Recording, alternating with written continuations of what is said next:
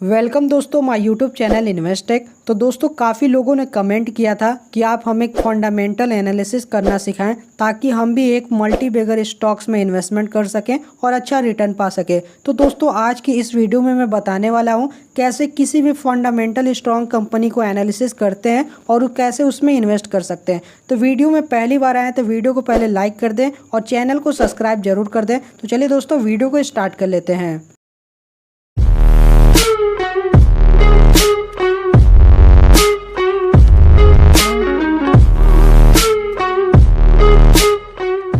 Fundamental analysis करने के लिए आपको मार्केट में बहुत सारे टूल्स मिलेंगे, लेकिन मैं पर्सनली स्क्रीनर वेबसाइट का यूज करता हूं। ये कोई स्पॉन्सर वीडियो नहीं है, सिर्फ एजुकेशनल पर्पस के लिए। आप किसी भी वेबसाइट से आप फंडामेंटल एनालिसिस कर सकते हैं। तो सबसे पहले मैं यहाँ पे स्क्रीनर वेबसाइट को सर्च कर लेता हूँ और इस तरीके से ओपन कर लेता हूँ।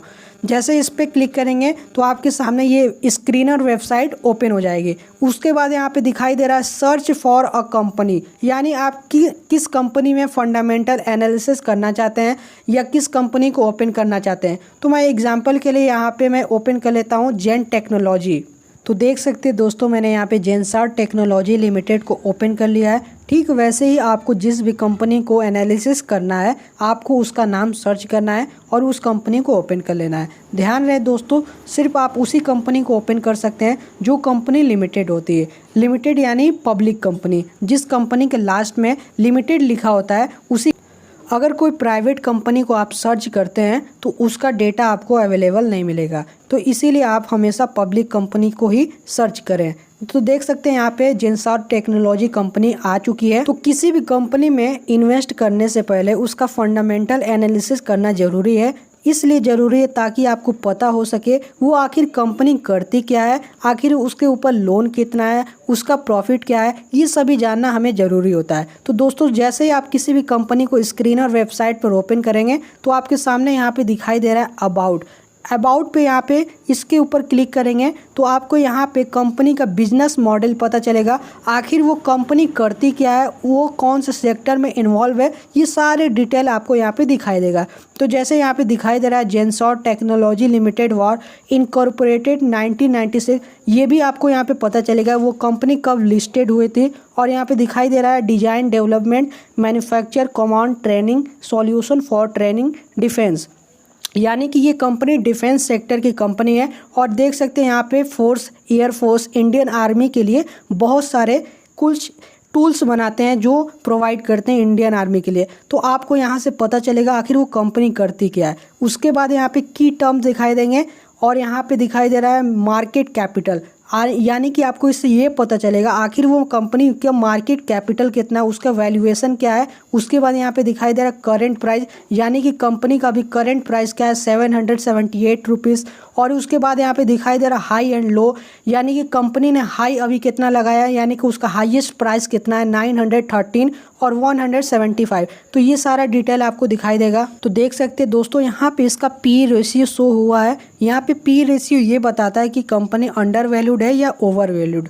अंडर वैल्यूड और ओवर वैल्यूड को समझने के लिए आपको मैं एक एग्जांपल बताता हूं। जैसे एग्जांपल के लिए मार्केट में 1 किलो टमाटर का प्राइस 20 रुपये होनी चाहिए, लेकिन वो बढ़कर 180 रुपये पे हो गया है। तो क्या दोस्तों आप बता सकते हैं क्या उसका प्राइस और बढ़ सकता है? नहीं बढ़ सकता, क्योंकि वो पहले से इतना ज़्यादा बढ़ चुका है कि अब उससे ज़्यादा बढ़ना इम्पॉसिबल है। ठीक वैसे ही अगर कोई कंपनी अपने पी रेशियो से बहुत ही ज़्यादा ओवर वैल्यूड हो जाती है तो उसको ओवर वैल्यूड माना जाता है, यानी वो कंपनी अभी बहुत ही महंगी है, अब उससे ऊपर जाने का चांस बहुत ही कम है। तो एग्जाम्पल के लिए अगर किसी भी कंपनी का पी रेशियो 15 से ऊपर होता है तो उसे ओवर वैल्यूड माना जाता है। तो देख सकते हैं इसका पी रेशियो काफ़ी हाई है, तो ये एक ओवर वैल्यूड कंपनी है। और इसका बुक वैल्यू 39 का है। उसी तरीके से आपको डिविडेंड यील्ड दिखाई देगा 0.03% का है। ROCE और ROE ये बहुत ही इंपॉर्टेंट रेशियो है। इससे ये पता चलता है कि इन्वेस्टर्स जो कंपनी ने पैसा लिया है बिजनेस करने के लिए, उस पैसे से उस कंपनी ने कितना प्रॉफिट का अर्न किया है। तो ये बहुत ही इंपॉर्टेंट रेशियो। उसके बाद आप यहाँ पे नीचे स्क्रॉल करेंगे तो आपको दिखाई देगा कंपनी का चार्ट। कंपनी ने 1 ईयर में टोटल कितने % का रिटर्न दिया है। तो ये देख सकते हैं कंपनी तो काफ़ी ज़बरदस्त रिटर्न दिया है, यानी यहाँ से 400-500% तक का रिटर्न। यानी कि अगर आपने 1 लाख रुपए 1 साल पहले इन्वेस्ट किया होता तो आपका 1 साल ए में 1 लाख रुपए 5 लाख रुपए में कन्वर्ट हो गया होता। यानी कि कंपनी काफ़ी बम्पर रिटर्न दिया अपने इन्वेस्टर को। उसके बाद आपको यहाँ पे नीचे जैसे ही स्क्रॉल करेंगे तो आपको दिखाई दे रहा है प्रोन्स एंड कॉन्स। प्रोन्स यानी कि कंपनी को कुछ अच्छाई और कॉन्स यानी कंपनी की बुराई। तो प्रोन्स में पहले हम देख लेते हैं कंपनी की क्या अच्छाई है। कंपनी हैज़ रिडक्ट डेप्ट, यानी कंपनी के ऊपर डेट बहुत ही कम है। डेट यानी कर्जा। Company is almost debt free, यानी कि कंपनी के ऊपर कोई कर्जा नहीं है, एकमात्र मान लीजिए कंपनी के ऊपर डेट फ्री है।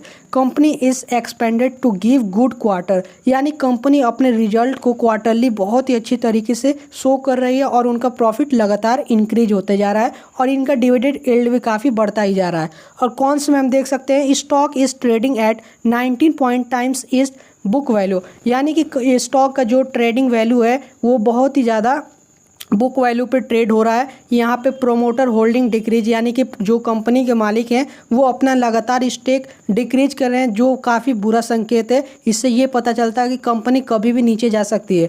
उसके बाद आप जैसे ही स्क्रॉल करेंगे तो इस सेक्टर में काम करने वाली सभी कंपनियों का लिस्ट आ जाएगा कि कौन कौन से कंपनी इस सेक्टर में काम करती है। टाटा एलेक्सी, परसिस्टेंस सिस्टम, यानी कि जो जो इस कैटेगरी के इस सेक्टर की कंपनी होगी वो यहाँ पे उन कंपनियों का नेम दिखाई देगा।